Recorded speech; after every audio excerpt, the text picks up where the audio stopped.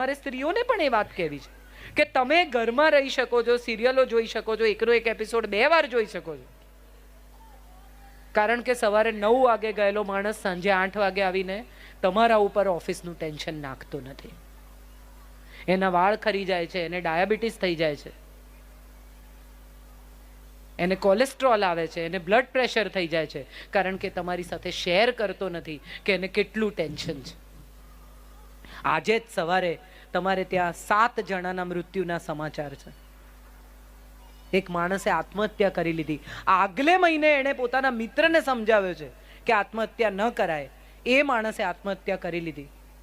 કેટલું પ્રેશર હશે એના ઉપર, એ વિચાર કરો. અને એણે કેવું વિચાર્યું હશે કે મારા પરિવારને તકલીફ ન પડે મારા ગયા પછી. કેવો પુરુષ કે મરતા મરતા એ પરિવારની ચિંતા કરી, જે રીતે કરી.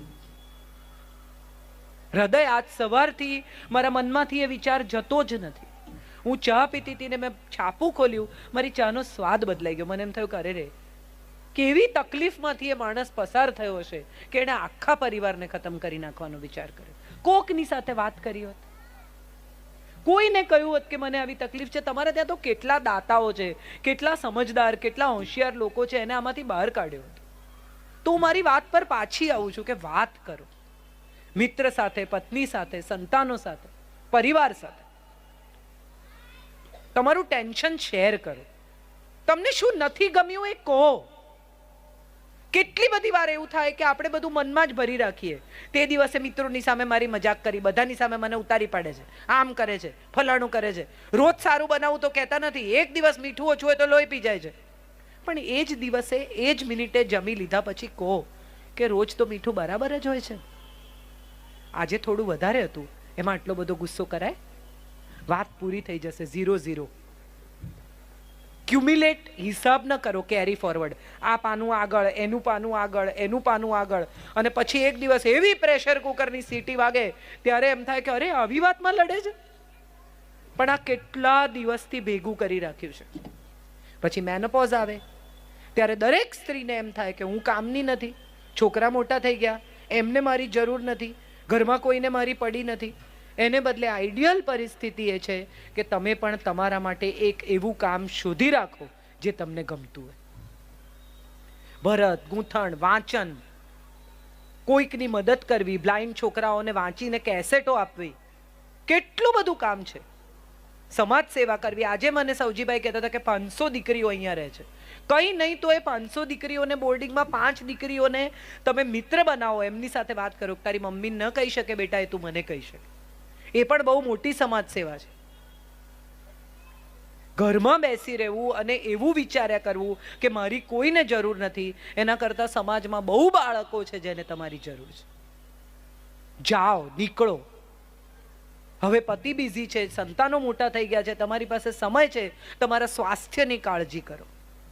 કેટલી સ્ત્રીઓ કેલ્શિયમ લે છે 35 પછી? કેટલા ગૌરવથી ના પાડે, એકદમ ગૌરવથી કહે છે. ગૌરવ ન કરો. આ હું 57 વર્ષે કલાક સવા કલાકથી મારા પગ પર ઊભી છું, મને પગ દુખતા નથી. દિવાળીનું 1 અઠવાડિયાનું કામ કરીએ અને બધાને તાવ આવી જાય. આ તો દિવાળીનું કામ કર્યું ને એમાં મારી તબિયત બગડી ગઈ. દિવાળી આવે ત્યાં સુધી બધા માંદા હોય. હા કે ના? કેમ? કારણ કે વિટામિન આપણા ભોજનમાં નથી, તો વધારાના વિટામિન લો. તમારા સ્વાસ્થ્યનું ધ્યાન રાખો, કારણ કે તમે પરિવારની કરોડરજ્જુ છો. તમે ઢીલા પડી જશો તો આખો પરિવાર નીચે આવશે. પતિ માંદા હોય, તમે અનુભવ કર્યો જ હશે, અને સહેજ તાવ આવે તો 3 જણને બિઝી રાખે. હા કે ના? પાણી આપ, આમ કર, જો તો મને તાવ છે, બેટા જરા પગ દબાવ, ઓઢાડો, ટીવી ચાલુ કરો, બંધ કરો, માથું દુખે છે. 3 જણાને બિઝી રાખે. અને સ્ત્રી માંદી હોય ને તો એ બિચારી ઉઠીને રસોઈ કરીને સૂઈ જાય. કરો, ચોક્કસ કરો, પણ સાથે સાથે ધ્યાન પણ રાખો, કારણ કે તમારું સ્વાસ્થ્ય એ આખા પરિવારનું સ્વાસ્થ્ય છે. ના, ન ચાલે, બિલકુલ ન ચાલે. વાળ ખરતા હોય તો ડોક્ટર પાસે પહોંચી જાઓ છો, પણ પગ દુખતા હોય તો નથી પહોંચતા. હા કે ના? કેમ?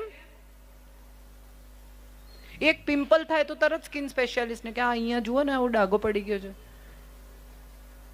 પણ કમર અઠવાડિયાથી દુખતી હોય તો દવા નહીં લેવાની, કેમ કે મટી જશે.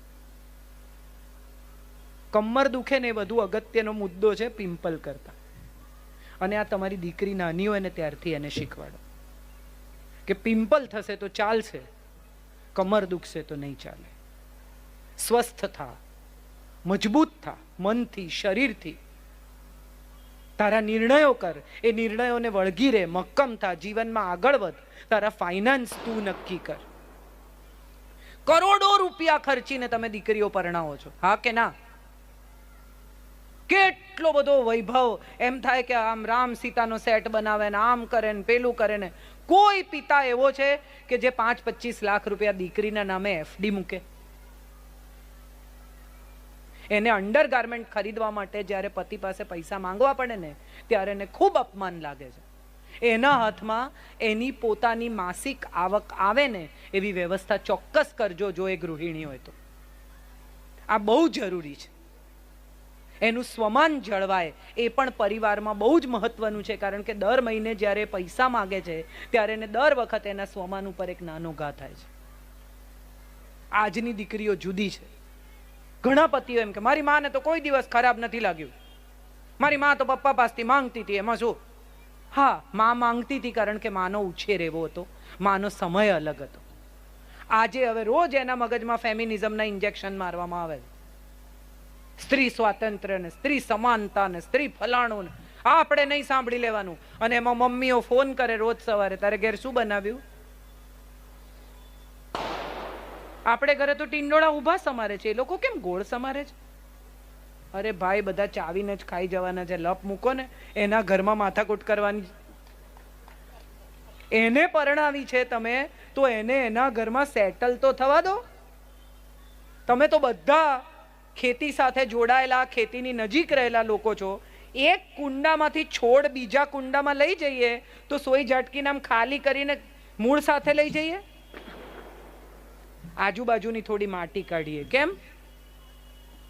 કારણ કે નવી માટીમાં સેટલ થાય ને ત્યાં સુધી એને પોતાની સાથે લાવેલી માટી મદદ કરે.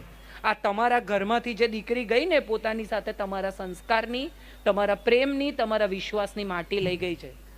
એ ખંખેરી ના કાઢશો, એ રહેવા દેજો. કારણ કે એના ઘરની માટીમાં એ સેટલ થાય ને ત્યાં સુધી આ જ માટી એનું જીવન છે. આપણે નથી કરતા. રોજ ફોન કરીને એના જીવનમાં રોજ એક ઉંબાડિયું ચાંપવાનું. એવું કીધું તારી સાસુએ? તે કેમ બાજુવાળા રોજ બપોરે બેસવા આવે છે? કંઈક તો ચડાવતા જશે તારી સાસુને. તારી નણંદ દર અઠવાડિયે કેમ આવે છે? અરે ભાઈ, એનું ઘર, એનો પરિવાર, એને હેન્ડલ કરવા દો. અને હવે એક જ સંતાન પૂરતું થઈ ગયું છે એટલે મા બાપ બંનેનું ટોટલ કેન્દ્ર સંતાન. દીકરો હોય તોય હવે વહુ છે, એને ઝોમેટો મંગાવવું છે, 2 જણાને સ્વિગી ઝોમેટો ખાવું છે, ખાવા દો ને. ગરમ રોટલી નથી બનાવતી, બોલો. અમે તો આખી જિંદગી એને ગરમ રોટલી ખવડાવી, પણ એને નથી ખાવી. એને પૂછો તો ખરા. એને એની પત્ની જોડે ઝોમેટોના મંચુરિયન ખાવા છે, એને નથી ગરમ રોટલી ખાવી. તમે ખવડાવતા હતા ત્યારે બિચારો તમારા પ્રેમથી ખાઈ જતો હતો, બાકી એને ત્યારેય નહોતી ખાવી. હવે પત્ની આવી છે તો એને જેમ કરવું છે એમ કરવું છે. હવે તમે તમારા છોકરાને ઉછેરી લીધો, એને સોંપી દીધો વહુને. હજી તમને એમ છે કે મારા છોકરાને હું મારી રીતે ઉછેરું. એ ઉછરી ગયો છે, હવે તમે નહીં ઉછેરી શકો. 25 વર્ષથી વધારે બાળકને મોટું કરી શકાતું નથી, પછી એ પુરુષ થવા માંડે છે. આપણે માટે ભલે બાળક હોય પણ એ એની પત્નીનો પતિ છે એ પણ નહીં ભૂલતા. અહીંયા કેટલીક એવી પણ સ્ત્રીઓને હું જોઈ રહી છું જે સાસુ હશે અથવા વહુ થઈ ગઈ હશે. મારી ઉંમરની મોટા ભાગની સ્ત્રીઓની ફરિયાદ છે કે પહેલાં અમે અમારી સાસુને સાચવી અને હવે અમારી વહુને સાચવીએ છીએ. અમારી પેઢી તો વચ્ચે પીસાયા જ કરે. પણ મારે તમને બધાને એવું કહેવું છે કે સાચું એમાં ખોટું શું છે? આપણા હાથ પગ ચાલે છે, આપણે સ્નેહથી સૌને સાચવી શકીએ છીએ તો ઈશ્વરે આપણને આપેલી કૃપા છે. આ માં જગતજનની અંબા આટલાને સાચવે છે. એ એમ કહે છે કે હું શું કામ સાચું, આ બધા 8 હાથ બાળી દો. હું તો અદબ વાળીને ઊભી રહીશ, 8 હાથ ખુલ્લા નહીં રાખું. કરો તમારી મેળે. વિચારી જુઓ કે ઈશ્વર એક દિવસ રજા પર જાય તો શું થાય. એક જ દિવસ એમ નક્કી કરે કે આજે સવારથી કાલ સવાર સુધી હું કામ નહીં કરું.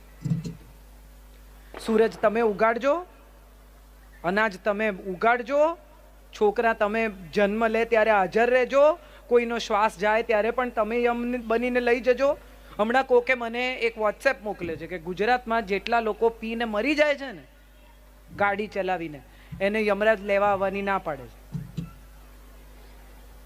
કેમ? તો પીને ગાડી ચલાવીને ઠોકીને ગુજરી ગયેલા લોકો પણ એમ કહે છે કે પાડો તો હું જ ચલાવીશ, તમે પાછળ બેસ જાઓ. એટલે યમરાજ કહે છે કે મારે નથી આવું, તમે જાઓ. This is all we are. આપણે જે છીએ ને આ છીએ. જિદ્દી, અણસમજુ, અમુક રીતે વિચિત્ર. ક્યાંક પૈસા એટલા બધા ખર્ચી નાખીએ અને ક્યાંક કોકને 500 રૂપિયા આપતા હાથ નાનો થઈ જાય. કેમ? એને શું કામ 500 રૂપિયા આપવાના? તમે એક રેસ્ટોરન્ટમાં જમીને ઊભા થાવ છો ને તોય 1500-2000 રૂપિયા ચૂકવી દો છો.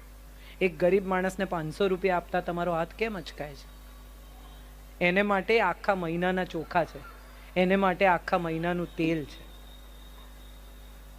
તમે એક ટંક જેટલા પૈસા વાપરો છો એના ચોથા ભાગના પૈસા કોઈને આપતા તમારો હાથ અચકાઈ જાય છે. એ કયા પ્રકારની ઉદારતા છે તમારી? અને છેલ્લી વાત મારે તમારી સાથે કરવી છે એ કરવી છે કે આપણે ક્લાયન્ટને કેટલું સહન કરીએ છીએ. બધા વ્યવસાયમાં છો ને, જાત જાતના બોસને સહન કરો છો, ક્લાયન્ટને સહન કરો છો. એક ક્લાયન્ટ આવીને કલાક લગી આડી અવળી વાતો કરે ને પોતાના બણગા ફૂકે ને દોઢ ડાયા થાય ને કેટલું સાંભળી લઈએ છે. કેમ? તો કે ધંધો આપે છે, સાંભળવું પડે ભાઈ. અને પત્ની જો સાંજે ઘરે જાઓ અને ખાલી એમ કે આજે ગેસનો બાટલો ખલાસ થાય કે ભાઈ આ બધું મને નહીં કહેવાનું. થોડુંક સાંભળતા શીખીએ. જેમ વાત કરતા શીખીએ ને એમ સાંભળતા પણ શીખીએ. સારા શ્રોતા પણ થઈએ. કોઈક આપણને કશું કહેવા માંગે છે, એ શું કહે છે એ સાંભળીશું તો સમસ્યાનું નિદાન થશે. એ સાંભળીશું તો એનો સવાલ સમજાશે, સવાલ સમજાશે તો એનો જવાબ મળશે. બધી મમ્મીઓ દીકરીને એમ કે મને બધું કહેવાય, હા હું તો તારી ફ્રેન્ડ છું. અને એમાં જો દીકરી 13-14 વર્ષની એમ કે મારી ક્લાસમાં એક છોકરીને બોયફ્રેન્ડ છે તો માની આંખો ફરી જાય, તારે નથી ને, પતી ગયું. પેલી અહીંથી જ વિશ્વાસની દોર કાપી નાખી એણે. મારા એક આઈપીએસ મિત્ર છે, એ મારા દીકરા સાથે મારા બહુ સરસ દોસ્તી, અમે બે મસ્તી કરીએ, હસીએ, વાતો કરીએ. તો મારે ઘેર આવે એટલે હંમેશા કહે કે આ તે તારો દીકરો યાર ખરો તને ટાઈમ આપે છે, મારી દીકરી તો મારી જોડે બોલતી જ નથી. એટલે કીધું મેં કીધું વાત કરો એની સાથે. તો કે સારું આજે કરીશ. પછી બીજે દિવસે મેં ફોન કર્યો, તો શું થયું જાડેજા સાહેબ? તો કે હું ગયો ઘેર, મેં એને કહ્યું મૈત્રી, એટલે અંદરથી બહાર આવી. મેં કીધું બેસ, એટલે બેઠી. તું ચલો વાતો કરો. આમ વાતો થાય? પેલી ઓર ડરી ગઈ કે મારે શું વાતો કરવાની છે, ઓર પાછી જતી રહી 2 ડગલા. એની સાથે જઈને એને પૂછીએ તારા મિત્રો કોણ છે, તને સ્કૂલમાં ગમે છે, તને કયો રંગ ગમે છે બેટા, તને પેઇન્ટિંગ ગમે છે, તને કયો એક્ટર ગમે છે, કયું પિક્ચર છેલ્લું જોયું બેટા? અહીંથી વાત શરૂ થાય. આવી વાત તો આપણે કરતા જ નથી. અને વાત નથી કરતા માટે સાંભળતા નથી, સાંભળતા નથી માટે સમજતા નથી, સમજતા નથી માટે સ્વીકારી નથી શકતા, સ્વીકારી નથી શકતા માટે સંબંધો ગૂંચવાઈ જાય છે. આ સાદું સમીકરણ મારે તમારા સુધી લાવવું હતું. હવે શું કરવું ને એ સોલ્યુશન તમારે જાતે જ શોધવાનું છે. કારણ કે દરેકની આગવી સમસ્યા છે.